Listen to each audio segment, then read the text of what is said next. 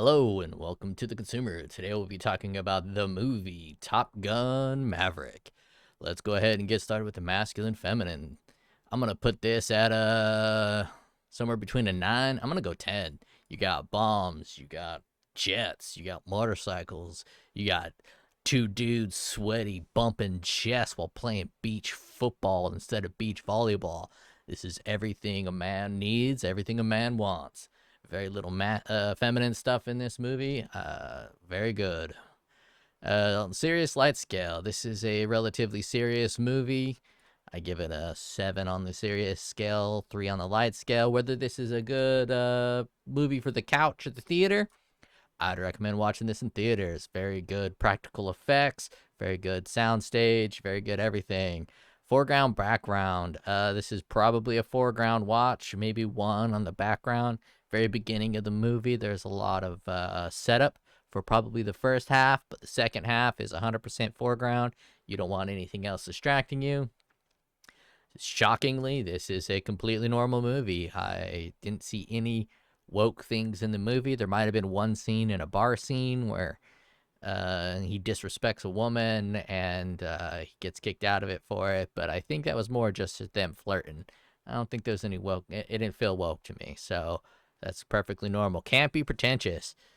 This is a tough scale because it's neither super campy or super pretentious, but they do ham it up a little bit with the old school references.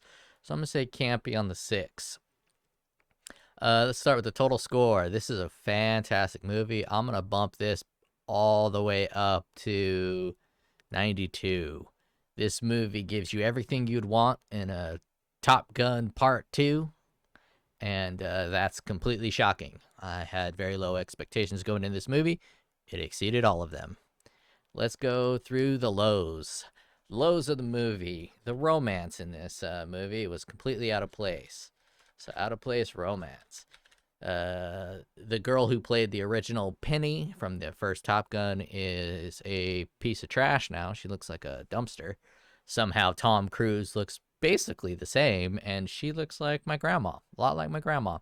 So they replaced her with Jennifer Connelly, who is very attractive, and she didn't belong in the movie. You could have just cut her and her daughter and her entire role out, or at least don't have them romance. But I think they wanted to hit all the high notes of the first one, and one of the high notes of the Top Gun original was the romance that they had going on, so they wanted that on there. Side characters are a bit of a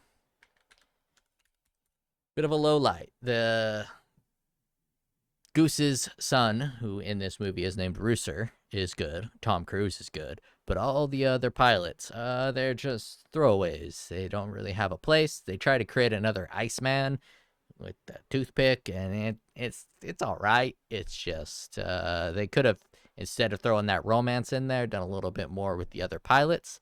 Now let's go into the highlights. We got Tam Cruisey, baby.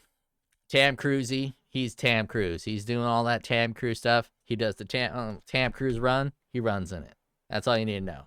If you've watched a Tom Cruise movie and Tom Cruise action movie and you liked what he does in his action movies, he's still the same guy. Still hitting it. Still high notes. Still fantastic. I'm going to put Moustache on there because Rooster took Goose's mustache, and everyone needs a good mustache. Good practical effects. Actual jets. They could have done all that shit with CGI and all that stuff, but they did not. They did some of it with CGI, obviously, because not everything needs to be done. But there's a lot of actual jets. A lot of it is like almost like a tactile audio and visual feel. Almost feels like you're actually there. If you've ever, ridden a plane, a small engine plane, you can kind of feel that aspect of it. Action scenes, very good. Second half of the movie is almost nonstop action, so I'll put pacing on there. First part, setup. Second part, action. And let's see, we got to give it one more. Danger Zone. Plays motherfucking Danger Zone. Starts the movie with Danger Zone, throws it in there, here and there, and that's the highway I want to be in. Let's go for some feels. Excitement. That's definitely the first thing you're going to see. Some of the combat scenes are very good. I particularly enjoyed when Tam Cruise becomes the instructor, and shows all these cocky guys how to fucking Tom Cruise, and they can't do it. So he's dogfighting with them and just blowing them out of the water. He's smoking their cocks left and right, sucking on them dicks. It's fantastic. That leads into a very satisfying movie and a very powerful movie. A lot of power fantasy in there. If you ever want to be the top dog, one could say the Top Gun, this movie is for you. And I'm going to get more moustache. I mean, there's a moustache in the movie. Everybody loves a moustache. Similar consumables. The first Top Gun. That's all you need to know. It's Top Gun 2. Thoughts. My thoughts are how? How did this movie be as good as it is? It should not have been as good as it is. There's no way it should have been this good. It should have been a dumpster fire. It should have been woke. It should have been just a piece of trash, like the Mummy that was made. But it wasn't. It was fantastic. Everything about it was good, except for the 2 lows that I put in there. Highly recommend you consume this movie. Can't give it enough praise. Tom Cruise is fantastic. And I will leave you with that. Consume this.